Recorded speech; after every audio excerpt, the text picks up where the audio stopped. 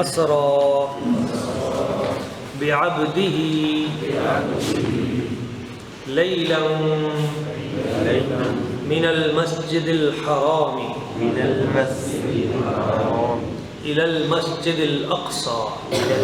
بیٹا آپ نیچے نہ بیٹھا کریں، نیچے نہ بیٹھا کریں، کرسی پہ بیٹھ جائیں. من المسجد الحرام إلى المسجد الأقصى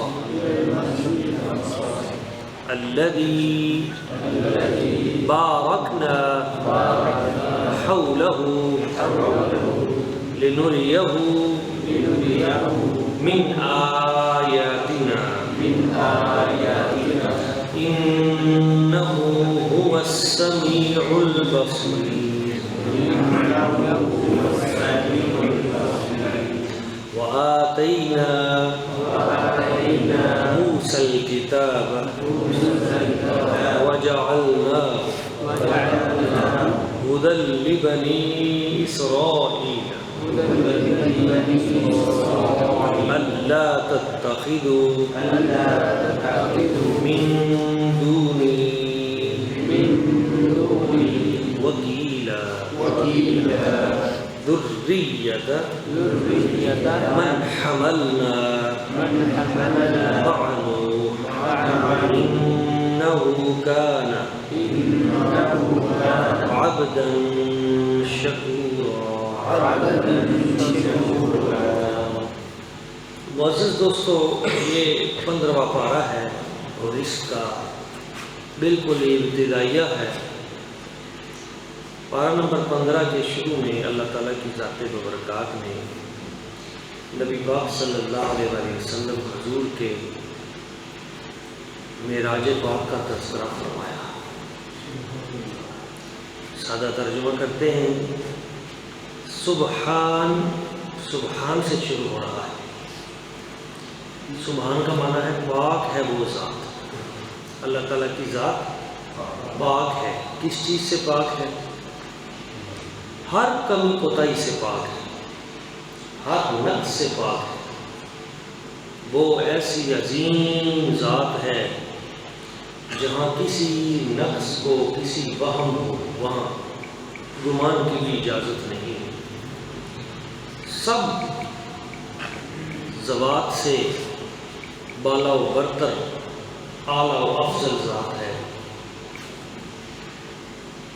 اللہ تعالیٰ نے سب سے پہلے سفر معراج میں اپنی پاکی کو بیان کیا کہ میں پاک ہوں. وہ پاک ذات ہے ہر کمی کوتاہی نقص سے. اللہ تعالیٰ نے سفر معراج میں پہلے اپنی ذات کو کیوں بیان کیا؟ تاکہ کوئی یہ نہ سوچے، یہ نہ کہہ دے کہ یہ کیسے ہو سکتا ہے کہ نبی پاک صلی اللہ علیہ وسلم رات کے مختصر سے لمحے میں آپ مکہ سے بیت المقدس پہنچ جائیں، مسجد اقصیٰ میں سارے نبیوں کو جماعت کروائیں، وہاں سے آسمانوں پہ چلے جائیں، وہاں سے سدرۃ المنتہا پہ پہنچ جائیں، وہاں سے لامکان تک چلے جائیں، اور پھر جنت و دوزخ کا معائنہ کر کے مناظر جنت دیکھ کر پھر واپس آ جائیں اور کنڈی ہلتی رہے، بستر گرم رہے، پانی چلتا رہے. یہ کیسے ہو سکتا ہے؟ تو اللہ تعالیٰ نے اس وہم کو، اس شک کو دور کرنے کے لیے شروع میں فرمایا سبحان، میری ذات ہر طرح کی کمی اور کوتاہی سے پاک ہے. میں چاہوں تو 1 سیکنڈ کے کروڑویں حصے میں بھی اس سے بڑی بڑی برکتیں عطا کر سکتا ہوں. تو تم ایسی کوئی بات نہ سوچنا کہ میرے نبی پاک صلی اللہ علیہ وسلم کیسے گئے. جب لے جانے والا میں ہوں تو تمہیں پریشانی کیا ہے؟ یہ ہے اصل بات. جب لے جانے والا میں ہوں اور میری ذات ہر کمی کوتاہی سے پاک ہے اور میں جو چاہوں اپنی چاہت کے مطابق وہ کر سکتا ہوں، تو تمہیں گھبراہٹ کیوں ہے کہ نبی پاک صلی اللہ علیہ وسلم اتنی جلدی کیسے چلے گئے؟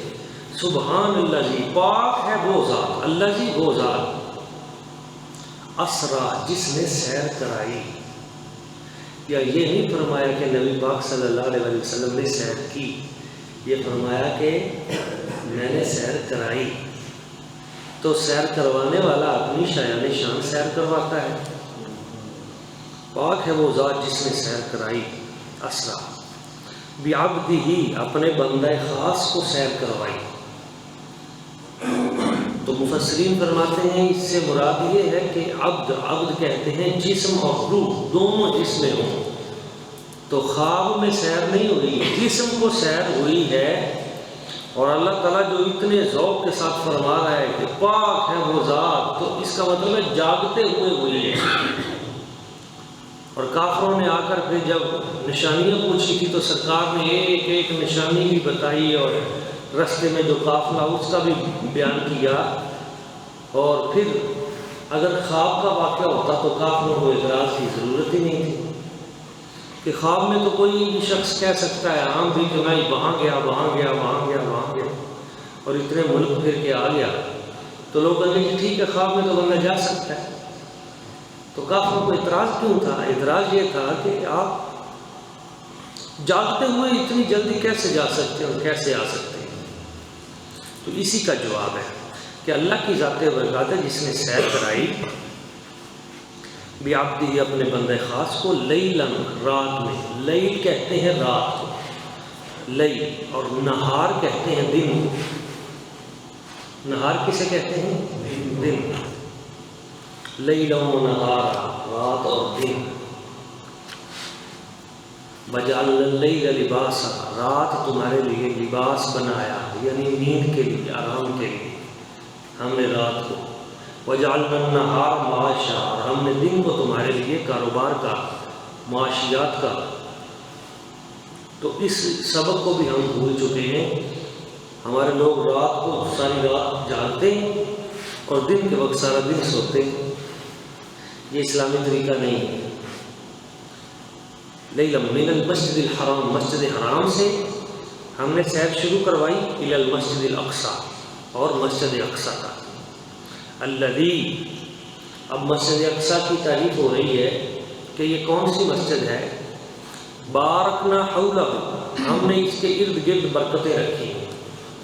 مسجد اقصی کے ارد گرد بارکنا، ہم نے برکتیں رکھی ہیں، حولہ، اس کے ارد گرد۔ مسجد اقصی کے باہر چاروں طرف برکتیں رکھی ہیں۔ برکت مسجد کے اندر ہوتی ہے یا باہر ہوتی ہے؟ اندر ہوتی ہے، لیکن یہاں آ رہا ہے کہ ہم نے مسجد کے ارد گرد برکتیں رکھی۔ تو یہ مسجد اقصی کے باہر برکتیں کیا ہیں؟ ہر مسجد کے اندر برکت ہوتی ہے، مگر یہاں باہر ہے۔ تو بہت خوبصورت جواب دیا ہمارے بھائی نے کہ مسجد اقصی کے باہر انبیاء کرام کی، صالحین کی، اولیاء کی قبریں ہیں، ان کے مزارات ہیں۔ تو جو نبیوں کے مزارات ہوتے ہیں، اولیاء کے جو مزارات ہوتے ہیں، یہ قرآن مجید کی آیت بتا رہی ہے۔ اللہ تعالیٰ فرماتا ہے یہ برکتیں ہیں۔ یہ کیا ہیں؟ برکتیں ہیں۔ تو جو لوگ کہتے ہیں نہیں جی نہیں، قبریں جو ہیں ان سے بڑی پریشانی ہو جاتی ہے، ان کو ٹینشن ہو جاتی ہے، قبروں کی طرف جانے پہ بھی شرک کا فتویٰ، قبر پہ نہ جائیں، وہ قبر کے اوپر جانے پہ بھی شرک کا فتویٰ ہے، تو قبر کے اندر جانا بھی شرک پہ ہوگا۔ تو قبریں جو ہیں یہ برکت ہیں، انبیاء کی، صالحین کی قبریں، اور ان کو عام قبروں پہ اختلاط بھی ان کا نہیں کرنا چاہیے، کیونکہ یہ برکت والی ہیں۔ نبی پاک صلی اللہ علیہ وسلم نے عام جو بندہ مومن ہے اس کی قبر کے بارے میں ارشاد فرمایا، قبر المؤمن روضۃ من ریاض الجنہ، مومن کی قبر جنت کے باغوں میں سے ایک باغ ہے۔ مومن کی قبر کیا ہے؟ جنت کے باغوں میں سے ایک باغ۔ اب جو جنت کا باغ ہے وہ برکت والی جگہ ہے یا نہیں؟ برکت والی جگہ ہے۔ تو اس کا مطلب ہے جو جنتی اس جنت کے باغ میں پڑا ہے وہ جنت میں ہے۔ تو جنت میں جو ہے اس کی شان کیا ہے؟ تو جنت کی شان یہ ہے وَلَهُمْ فِيهَا مَا يَشْتَهُونَ، جو جنتی جنت میں ہوگا تو وہاں جو چاہے گا اللہ تعالیٰ ویسے کر دے گا۔ تو انبیاء اور صالحین اور اولیاء ان کی قبروں پہ جانے کا جواز بھی یہاں سے ملتا ہے۔ خود نبی پاک صلی اللہ علیہ وسلم معراج کی رات موسیٰ علیہ السلام کی قبر کے قریب سے گزرے اور تمام انبیاء اپنی اپنی قبروں سے نکل کر مسجد اقصیٰ میں موجود ہوئے اور نبی پاک صلی اللہ علیہ وسلم کے پیچھے نماز پڑھی، اور سرکار نے اپنی قبر مبارک کا ارشاد فرمایا، من زار قبری وجبت لہ شفاعتی، جس نے میری قبر کی زیارت کی اس پہ میری شفاعت واجب ہو گئی۔ تو اہل اللہ کی جو قبریں ہیں وہ برکتیں دیتی ہیں، وہ خیر بانٹتی ہیں، اور اس پہ بہت ساری الگ تفاصیل بھی موجود ہیں۔ تو ان کی قبور پہ جانا، ان کے توسل سے دعا کرنا اور برکتیں حاصل کرنا، یہ ایمان والوں کا پہلے دن سے طریقہ رہا ہے۔ ابھی ہم پرسوں حضرت سیدہ عائشہ صدیقہ رضی اللہ تعالیٰ عنہ ام المؤمنین آپ کا ذکر خیر کرنے کی سعادت حاصل کر رہے تھے، تو سیدہ عائشہ صدیقہ رضی اللہ تعالیٰ عنہ کا عقیدہ کیا ہے؟ ایک بار لوگ آئے مدینہ طیبہ کے اکٹھے ہو کر، یہ حدیث پاک موجود ہے، تو آ کے کہنے لگے کہ قحط پڑ گیا ہے، مدینہ طیبہ میں قحط پڑ گیا ہے اور حالات بڑے خراب ہیں، بارش نہیں ہو رہی۔ تو حضرت عائشہ صدیقہ رضی اللہ تعالیٰ عنہ آپ نے فرمایا، اچھا اگر بارش نہیں ہو رہی تو تم یوں کرو، یہ جو گنبد خضرا ہے یعنی حضور کی قبر انور ہے، جو باقاعدہ روضہ کو بعد میں بنا، اس وقت حجرہ سیدہ عائشہ صدیقہ رضی اللہ تعالیٰ عنہ کا، تو آپ نے فرمایا اس کی چھت سے ایک روشنی، ایک روشن دان آسمان کی طرف کھول دو۔ تو حضور کی قبر مبارک کے اوپر سے ایک روشن دان کھول دیا گیا، تو جیسے ہی آسمان اور قبر مصطفیٰ ان میں یہ ربط ہوا اور وہ روشن دان کھلا تو بارش شروع ہو گئی، اور شدید بارش، اور اتنی بارش ہوئی کہ اس سال کو عام الفتح کہا گیا۔ عام الفتح کا مطلب کیا ہے کہ چربیاں جو ہیں وہ پھٹنے کا سال، یعنی اتنی بارشیں ہوئیں، اتنی فصلیں ہوئیں، اتنا سبزہ ہوا کہ اونٹ جو ہیں چر کے ان کے اوپر اتنی چربی چڑھ گئی کہ اس کو عام الفتح کہا گیا۔ تو لوگوں نے کہا سیدہ عائشہ صدیقہ ام المؤمنین رضی اللہ تعالیٰ عنہ سے کہ یہ آپ سے تو اس کی کیا وجہ؟ فرمایا کہ جب آسمان نے حضور کی قبر مبارک دیکھی ہے تو پوری رحمتوں کی برسات کرتی ہے۔ تو اس کا مطلب ہے سیدہ عائشہ صدیقہ رضی اللہ تعالیٰ عنہ ام المؤمنین کا یہ عقیدہ ہے کہ نبی پاک صلی اللہ علیہ وسلم حضور کی جو قبر مبارک ہے یہ برکتیں عطا فرمائے، اور کیوں نہ برکتیں عطا فرمائے جب پہلے دور کے نبیوں کی قبور جو ہیں وہ بارک نہ حولہ وہ برکتوں والی ہیں، تو خود نبی پاک صلی اللہ علیہ وسلم کا روضہ انور وہ کتنی برکتیں عطا کرتا ہوگا۔ اس لیے مدینہ طیبہ میں جب کبھی بھی بارش نہیں، ایک مرتبہ حضرت بلال رضی اللہ تعالیٰ عنہ، بلال بن حارث، یہ حدیث پاک موجود ہے البدایہ والنہایہ، میرے پاس عربی میں بھی اصل کتاب موجود ہے یہاں، اس میں بھی موجود ہے، دیگر کتابوں میں بھی یہ حدیث پاک موجود ہے، اور سند بھی اس کی صحیح ہے۔ امام ابن کثیر لکھتے ہیں اسنادہ صحیح، اس کی سند صحیح ہے۔ تو جب بارش نہ ہوئی تو ایک صحابی رسول حضور کی قبر مبارک پہ گئے اور جا کے عرض کیا استسقِ لأمتک فإنہم قد ہلکوا، یا رسول اللہ یا حبیب اللہ اپنی امت کی خیر کیجئے، ان کو بارش کی طلب ہے، چشمے عنایت فرمائیے، فإنہم قد ہلکوا، یہ ہلاک ہو گئے۔ تو جب یہ دعا کی تو وہ سوئے تو نبی پاک صلی اللہ علیہ وسلم خواب میں ملے اور فرمایا حضرت عمر کو جا کے میرا سلام کہنا اور انہیں کہنا کہ بالکل مضبوطی سے حکومت کرتے رہو اور بارش ابھی ہو جائے گی۔ انہوں نے حضور کے روضہ انور پہ عرض کیا اور اس کے بعد بارش ہوئی اور بہت بارش ہوئی۔ تو امت کا یہ شروع سے معمول رہا ہے، لیکن یہ ابھی سن 1932 میں جس وقت یہ ترکی حکومت کو ختم کر کے انگریزوں کی مدد سے نجدی حکومت سعودی عربیہ کے اوپر جب قابض ہوئی اور انہوں نے قبروں کو گرایا، مٹایا اور روزوں کو مسمار کیا، بلڈوزر چلائے اور اس طرح توہین کی، تو اس وقت کے بعد وہاں پہ ایک نیا فتنہ پیدا کر دیا گیا کہ جی یہ شرک ہو گیا، یہ بدعت ہو گیا، یہ ورنہ پہلے دن سے شروع سے امت جو ہے نبی پاک صلی اللہ علیہ وسلم کی وہ حضور کے روضہ اقدس سے اور اہل اللہ سے پیار کرتی رہی ہے اور قیامت تک پیار کرتی رہے گی، اور یہ برکتوں کے مقامات ہیں۔ لِنُرِيَهُ مِنْ آیَاتِنَا، ہم نے اس کے ارد گرد برکتیں رکھی ہیں اور حضور کو سیر اس لیے کرائی ہے تاکہ ان کو لِنُرِيَهُ مِنْ آیَاتِنَا اپنی نشانیاں دکھائیں۔ إِنَّهُ هُوَ السَّمِيعُ الْبَصِيرُ، بے شک وہ ذات ببرکات ہے جو سننے والی بھی ہے اور دیکھنے والی بھی ہے۔ وَآتَيْنَا مُوسَى الْكِتَابَ، اور ہم نے موسیٰ علیہ السلام کو کتاب عطا کی، وَجَعَلْنَاهُ هُدًى لِبَنِي إِسْرَائِيلَ، اور ہم نے اس کتاب کو بنی اسرائیل کے لیے ہدایت کا سبب بنایا، اور یہ بھی کہا کہ اللہ تتخذوا من دونی وکیلا، کہ تم میرے بغیر کسی کو اپنا وکیل نہ بنانا۔ بنی اسرائیل کو یہ حکم دیا گیا۔ ذریۃ من حملنا مع نوح، ان لوگوں کی اولاد جنہیں ہم نے کشتی میں سوار کرایا۔ انہ کان عبدا شکورا، تو بے شک نوح علیہ السلام ایک شکر گزار بندے ہیں۔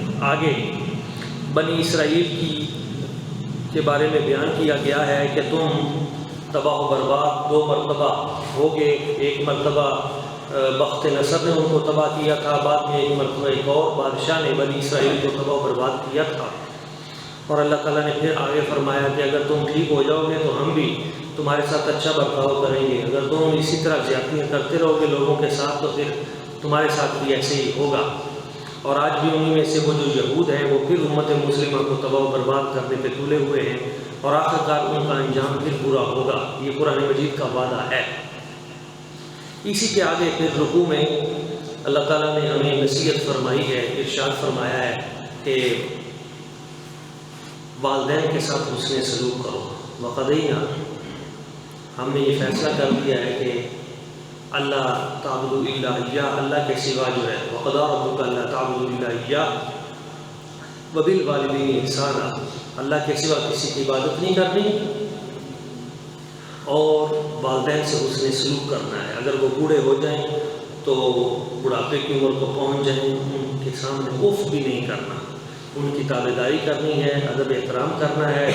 تو ایک بزرگ ہو جائے، 2 ہو جائیں، آگے پھر بیان کی اس کی تفاصیل بیان کی گئی ہیں، تو وہاں پہ بھی یہ جب بزرگی کو پہنچ جائیں تو ان کا ادب کرنا ہے، ان کی بات ماننی ہے، ان کی توہین نہیں کرنی، سخت بات نہیں کرنی، اور اسی طرح فرمایا کہ ان کے لیے تم نے دعا بھی کرنی ہے کہ یا اللہ ان پہ رحم فرما، رب ارحمہما کما ربیانی صغیرا، جیسے ان دونوں نے بچپن میں ہم پہ رحم کیا، مجھ پہ رحم کیا۔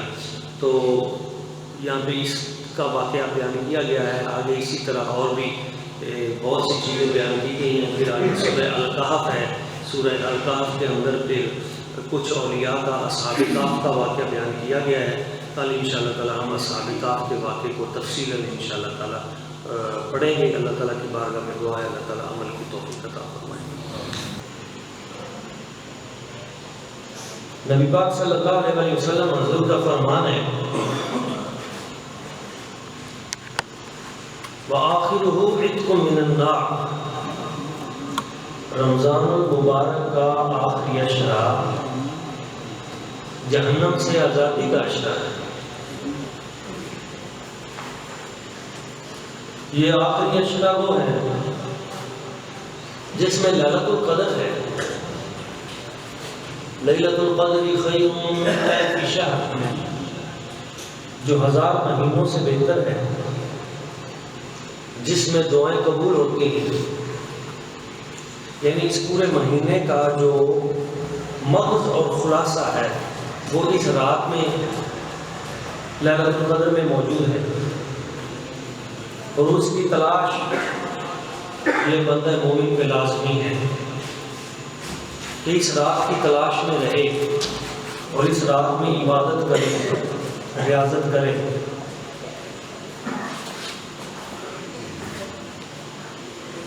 آخری عشرہ شروع ہو چکا، حدیث پاک میں آتا ہے نبی پاک صلی اللہ علیہ وسلم حضور رمضان المبارک کے آخری عشرے میں کمر کس لیتے تھے۔ کمر کس لینے کا کیا مطلب ہے؟ ام المومنین سیدہ عائشہ صدیقہ رضی اللہ تعالیٰ عنہ فرماتے ہیں کہ حضور پوری توجہ اللہ تعالیٰ کی ذات ببرکات کی طرف، عبادت کی طرف، مسجد کی طرف اور اعتکاف کی طرف اور لیلۃ القدر کی تلاش آخری عشرے میں، اس میں عبادت و ریاضت اور بڑھ جاتی ہے۔ اس آخری عشرے میں نبی پاک صلی اللہ علیہ وسلم نے ارشاد فرمایا ایک ایسی رات آتی ہے جو ہزاروں مہینوں سے بہتر ہے اور وہ طاق راتوں میں سے ہے۔ تو اس رات کی تلاش میں نبی پاک صلی اللہ علیہ وسلم کے معمولات میں آتا ہے کہ آپ پورا عشرہ اعتکاف کرتے ہیں، مسجد میں ڈیرا لگا لیتے ہیں، اعتکاف فرماتے ہیں، 10 دن اعتکاف فرماتے ہیں۔ ایک سال کسی وجہ سے حضور کا اعتکاف رہ گیا تو آپ نے اگلے سال 20 دن کا اعتکاف کیا۔ ایک مرتبہ نبی پاک صلی اللہ علیہ وسلم نے پورے رمضان شریف کا اعتکاف کیا اور فرمایا میں نے پہلے عشرے میں تلاش کیا تو لیلۃ القدر نہیں ملی، دوسرے عشرے میں تلاش کیا تو نہیں ملی، تیسرے عشرے میں تلاش کیا تو ملی۔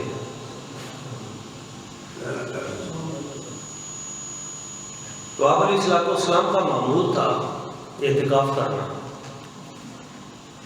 اعتکاف کا مطلب کیا ہے؟ دنیا سے تعلق توڑنا، رب سے جوڑنا۔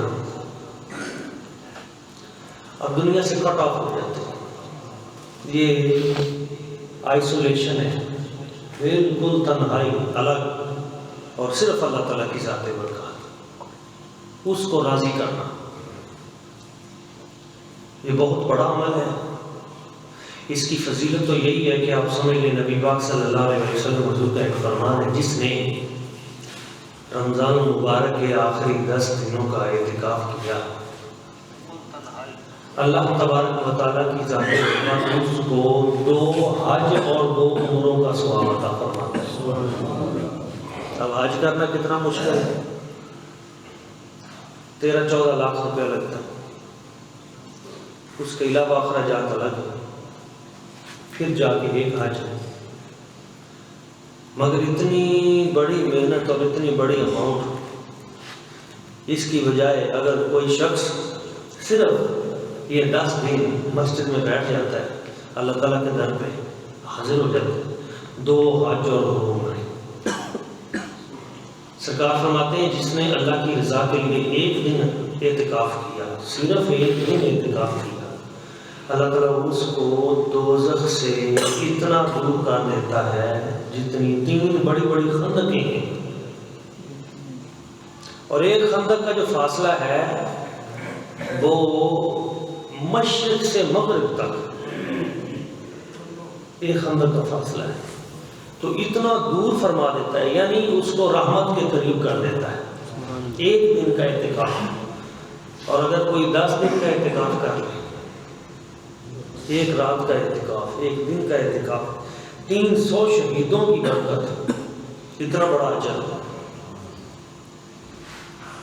یہ ایک سنہرا موقع ہے اللہ تعالیٰ کی رضا کی تلاش کا۔ میں آپ کو مثال دیتا ہوں،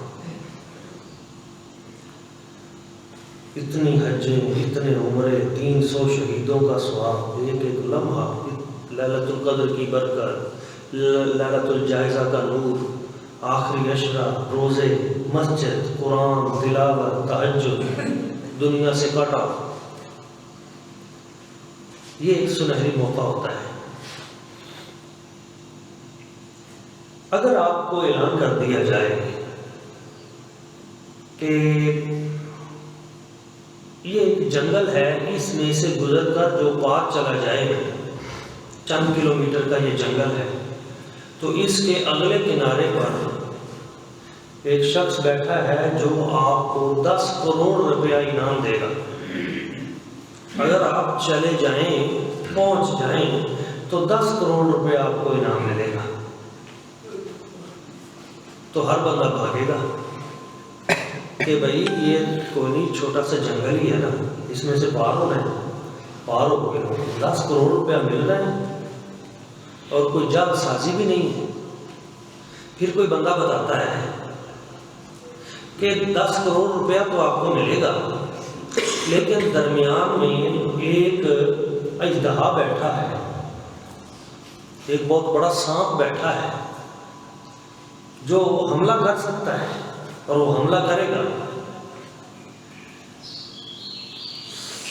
اب آپ سوچ میں پڑ جائیں گے کہ ایک طرف 10 کروڑ ہے، ایک طرف جان ہے، تو اب میں کیا کروں؟ تو اچانک آپ کا کوئی بڑا ماہر دوست آتا ہے جس کا آپ کے ساتھ بڑا گہرا تعلق ہے، اور وہ آ کے کہتا ہے کہ میں تیرے ساتھ چلتا ہوں آگے آگے، اور وہ جو سانپ ہے اژدہا ہے اگر کہیں آیا تو میرے پاس اسلحہ موجود ہے، تجھ تک میں نہیں پہنچنے دوں گا اسے، وہ میری ذمہ داری۔ اور آپ کو پتا ہے کہ بندہ بھی بڑا ذمہ دار ہے، تو پھر کون سا بندہ ہوگا جو پیچھے ہٹے گا اور وہ اپنا ٹارگٹ اچیو نہیں کرے گا؟ بلا تشبیہ و بلا تمثیل، یہ 10 کروڑ کیا حیثیت رکھتے ہیں اللہ کی رضا کے سامنے؟ اس سے بھی بہت بڑی بڑی نعمتیں ان 10 دنوں کے اندر پڑی۔ اور مزے کی بات یہ ہے کہ وہ جو درمیان میں اژدہا بیٹھا ہے، یعنی شیطان جس سے خطرہ ہے، اللہ پاک نے یہ بھی فرما دیا ہے اس کو میں نے سائڈ پہ کر دیا ہے، یہ 10 دنوں کے لیے میں نے اسے باندھ دیا ہے، وہ میرا ذمہ ہے، تم نکلو۔ اب بھی اگر کوئی بندہ فائدہ نہ اٹھا سکے تو وہ کتنا بدبخت ہے اس اعتبار سے کہ اتنی بڑی نیکیوں کا سیزن اس کے سامنے ہے، بہار اس کے سامنے ہے، برکتیں اس کے سامنے ہیں، اور پھر چھوڑے بیٹھا ہے۔ امام غزالی فرماتے ہیں مجھے جتنی برکتیں اعتکاف سے ملی ہیں اتنی برکتیں کسی شے میں نہیں ہیں، جتنے روحانی درجے میرے اعتکاف میں بلند ہوئے اتنے کسی اور عمل سے بلند نہیں ہوئے۔ اور کیوں نہ ہو درجے بلند؟ بندہ جب کسی بڑے چودھری اور بڑے تگڑے نواب کے گھر پہ چوکھٹ پہ جا کے بیٹھ جائے اور کہے بھئی ایسا ہی آئے بیٹھے ہیں، ہمیں خیر ملے گی تو اٹھیں گے، ہمارا مسئلہ حل ہوگا تو ہم جائیں گے، ورنہ ہم نے آپ کا دار نہیں چھوڑنا، تو خاندانی بندہ ہو آگے تو وہ خالی موڑ دے گا؟ نہیں، وہ کہے گا بندہ جیسا بھی ہے پر اب میرے اوپر حرف آتا ہے، بیٹھا میرے دار میں ہے۔ تو جس نے ہمیں یہ آداب زندگی سکھائے ہیں، کوئی اس کی چوکھٹ پہ آ کے بیٹھ جائے اور 1-2 گھنٹے نہیں پورے 10 دن بیٹھا ہی رہے، اور آگے عید آ رہی ہے پر وہ کہے میں تو ادھر ہی بیٹھا ہوں یار، مجھے تو بخشے گا تو پھر ہی میں نے جانا ہے، تو وہ تو پہلے تلاش کرتا ہے کوئی بندہ آئے صحیح۔ رب تو پہلے چاہتا ہے کہ کوئی بندہ میری طرف آئے۔ رب فرماتا ہے ایک بالش کھاؤ گے نا میری رحمت ایک بازو دوڑ کے تمہاری طرف، چل کے آؤ گے تو دوڑ کے میری رحمت آئے، وہ تو پہلے دینے پہ تلا ہوا ہے۔ تو جب اس کی چوکھٹ پہ آ کے بیٹھ جاؤ گے تو وہ کتنا کرم فرمائے گا، کتنی مہربانیاں فرمائے گا۔ تو یہ برکتوں کا وقت ہے، اور جو اس میں بھی برکتیں نہ اٹھا سکا، آپ اعتکاف پہ نہیں بھی بیٹھتے، گناہگار نہیں ہوتے، بستی میں سے کسی ایک بندے کا بیٹھنا کافی ہے مسجد میں، لیکن ان 10 دنوں میں عبادت تو کریں نا، اللہ کے خوف سے روئیں تو صحیح، کیونکہ میرے آقا کریم صلی اللہ علیہ وسلم نے ارشاد فرمایا من لم یغفر فی شہر رمضان لم یغفر ابدا، کما قال، جو بندہ رمضان میں نہ بخشا گیا وہ کبھی نہیں بخشا جائے گا، جو ان دنوں میں نہ بخشا گیا کبھی نہیں بخشا جائے گا۔ تو جب یہ بخشش ہونی ان دنوں میں ہے، پھر بندہ لاپرواہی کرے، بندہ ادھر ادھر رہے۔ دیکھیں نا، اللہ تعالیٰ فرماتا ہے یا ایھا الذین آمنوا کتب علیکم الصیام کما کتب علی الذین من قبلکم لعلکم تتقون۔ اے ایمان والو، تم پہ روزے فرض کیے گئے جیسے تم سے پہلی امتوں پہ، تاکہ تم متقی بنو، تاکہ تم ڈر جاؤ، تمہارے دل میں خوف خدا آ جائے، تتقون، متقی بن جاؤ۔ یعنی روزوں کی پہلی جو برکت بندے پہ ظاہر ہوتی ہے دنیا میں، وہ خوف خدا ہے، اللہ کا ڈر۔ اپنے ایمان سے ہم بتائیں، 20 دن ہو گئے مجھے روزہ رکھتے ہوئے، ان 20 دنوں میں میرے دل میں کچھ ڈر پیدا ہوا ہے اللہ تعالیٰ کا؟ 20 دن ہو گئے۔ تو اللہ تعالیٰ فرماتا ہے کہ روزے رکھو تاکہ تمہارے دل میں ڈر پیدا ہو، خوف پیدا ہو، تقویٰ آئے۔ تو 20 دنوں میں روزوں کا جو ثمر تھا تقویٰ، وہ آیا ہے، یعنی ڈر آیا ہے، اللہ تعالیٰ کا خوف۔ کبھی لرزے ہیں، کبھی آنکھوں سے آنسو بہے ہیں۔ ان 10-20 دنوں میں کبھی ہم اللہ تعالیٰ کے خوف سے پچھلی رات اٹھ کے روئے ہیں، معافی مانگی ہے پچھلے گناہوں کے اوپر، کبھی یہ کیفیت پیدا ہوئی ہے؟ اگر نہیں، اور ابھی تک ہمارے دلوں میں خوف خدا نہیں آیا، اور ہم گنتی کے چکر میں 8 دن رہ گئے، 10 دن رہ گئے، 15 دن رہ گئے، بس عید آ گئی بس، اور وہ جو روزے کی اصل برکت تھی تقویٰ دل میں پیدا ہونا، وہ ابھی تک نہیں آیا، تو اس کا مطلب ہے روزے کا بھی فائدہ تو نہیں ہوا۔ اور یاد رکھیں، جس روزے نے تمہیں یہاں فائدہ نہیں دیا، وہ قیامت والے دن کیا فائدہ دے گا؟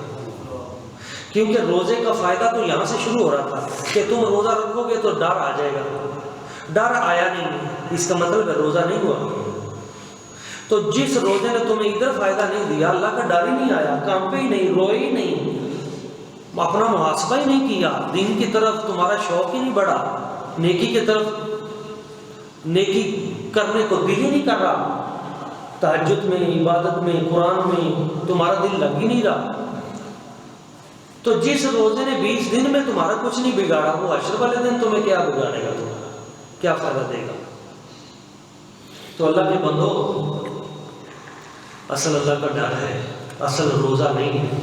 روزے کا اصل مقصد اللہ کا ڈر ہے، نماز کا اصل مقصد اللہ کا ڈر ہے، حج کا اصل مقصد اللہ کا ڈر ہے، زکوٰۃ کا اصل مقصد اللہ کا ڈر ہے۔ ان تمام نیکیوں کا جو اصل مقصد ہے وہ تقویٰ کا حصول ہے، اور اگر وہ پیدا نہیں ہوا، دل میں ڈر ہی نہیں آیا، خوف ہی نہیں آیا، اشک ہی نہیں بہے، کیا فائدہ؟ آپ دیکھیں، کپڑے دھونے ہیں نا، کپڑے تو 2 بالٹی پانی چاہیے، 2 بالٹی پانی گرائیں گے، کپڑے دھل جائیں گے، صاف ہو جائیں گے۔ ایک دن میں میلے ہوئے تھے، ایک دن میں کپڑے میلے ہوئے تھے، اسے دھونے کے لیے 2 بالٹی پانی چاہیے۔ تو جو پلیتی 40 سال کی کٹھی ہوئی، جو 60 سال گزر گئے، جو 30-40 سال گزر گئے، اور جو گناہ برائیاں، جو جسم ہمارا پلیت ہو چکا ہے، جو ہماری روح جو ہے اس پہ اثرات مرتب ہو چکے ہیں، گناہوں کو دیکھ دیکھ کر، گناہ کر کر کے، گناہوں کی زندگی گزار کر، اور اس کو بھی تو پاک کرنے کے لیے کوئی پانی چاہیے نا، اس بدن کو پاک کرنے کے لیے بھی، کپڑے کو پاک کرنے کے لیے تو پانی کی ضرورت ہے، اس کو پاک کرنے کے لیے بھی تو کوئی چیز چاہیے، جو پلیت ہو چکا ہے اتنی گناہ کر کر، یہ پانی کون سا ہے جو اسے پاک کرتا ہے؟ یہ آنسوؤں کا پانی ہے۔ اور مزے کی بات یہ ہے کہ ادھر کپڑا دھونا ہے تو 2 بالٹیاں لگیں گی، اللہ فرماتا ہے ادھر دھونا ہے تو 1 اشک ہی کافی ہے، 1 آنسو کافی ہے۔ ڈر کے نکلے، خوف سے نکلے۔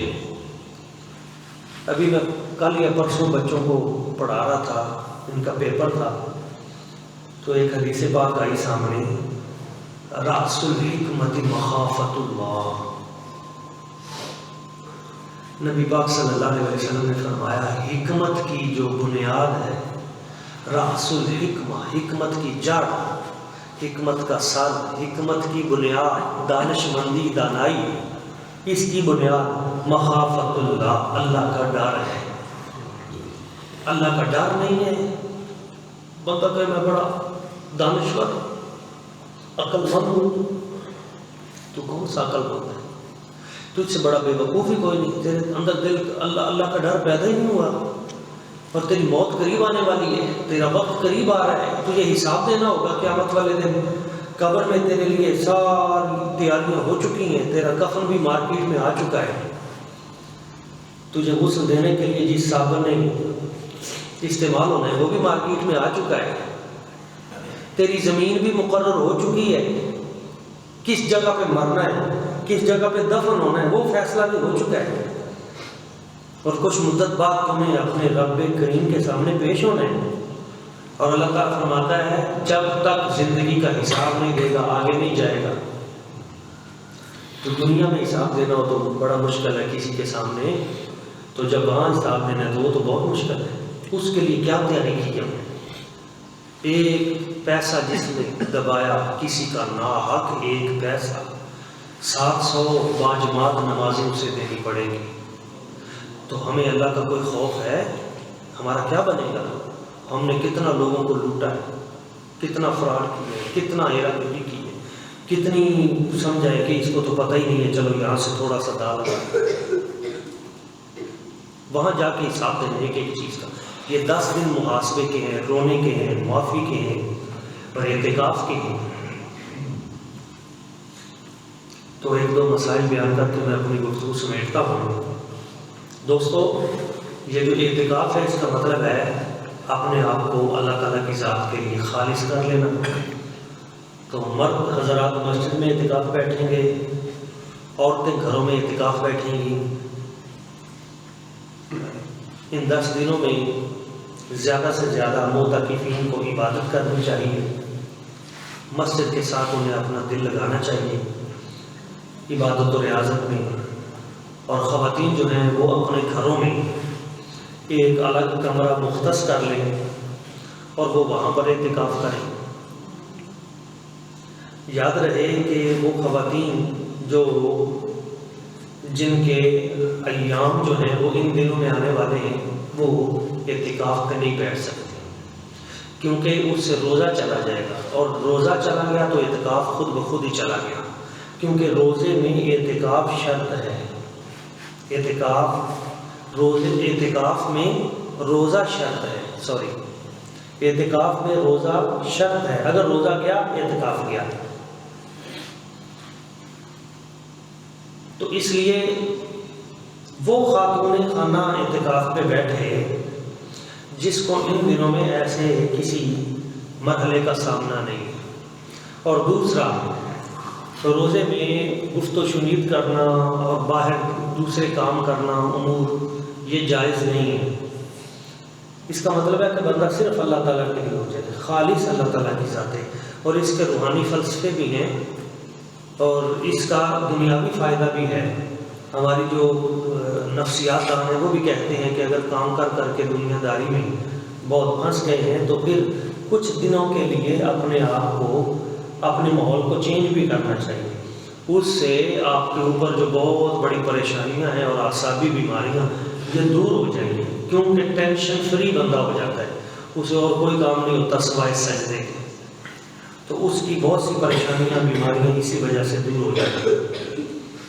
تو یہ چند مسائل بھی ہیں اس میں، جیسے جیسے افراد آئیں گے، احباب آئیں گے، وہ پوچھتے جائیں گے، تو وہ مسائل جو ہیں وہ بھی انشاءاللہ تعالی ہم یہاں پہ ڈسکس کرتے رہیں گے۔ معتکفین حضرات، اور اسی طرح اگر کوئی ایسی خاتون ہے جس کے گھر میں اور کوئی بھی نہیں ہے، چونکہ یہ فرض تو ہے نہیں، اور وہ چاہتی ہے کہ میں اعتکاف بھی کروں، برکت بھی، تو وہ کر بھی سکتی ہے۔ اس کے لیے یہ گنجائش ہے کہ وہ کچن میں جا کے اپنا کھانا بنا کے وہاں کھا نہیں سکتی، وہاں سے اپنے اس حجرے میں لا سکتی اور وہیں بیٹھ کر، لیکن دیگر امور خانہ داری وہ اس سے اس کو ہٹنا ہوگا. اگر کوئی اس کے پاس متبادل ہے تو پھر اعتکاف پہ بیٹھ جائے، اگر نہیں ہے تو اس پہ فرض نہیں ہے. اسی طرح موسم کے پیش نظر بھی بہت ساری چیزیں جو ہیں وہ ان کو دیکھنی چاہیے. اور نفلی اعتکاف جو ہے، اور اس طرح اس میں شوہر کی اجازت بھی ضروری ہے عورت کے لیے. اور مرد احباب جو ہیں یہ مسجد میں اعتکاف بیٹھیں گے، مسجد میں رہیں گے، اور یہ جو پردے لگائے جاتے ہیں یہ کوئی فرض واجب نہیں ہے، لیکن بعض روایات میں ہے کہ یہ سنت ہے. تو لیکن نماز کے وقت ان کو اٹھا دینا چاہیے، ان پردوں کو اٹھا دینا چاہیے تاکہ صف مکمل رہے. صف مکمل ہونی ضروری ہے. ابھی صف پہلے مکمل ہوگی پھر پچھلی صف جو ہے. چھوٹے بچوں کو اعتکاف پہ نہیں بیٹھنا چاہیے.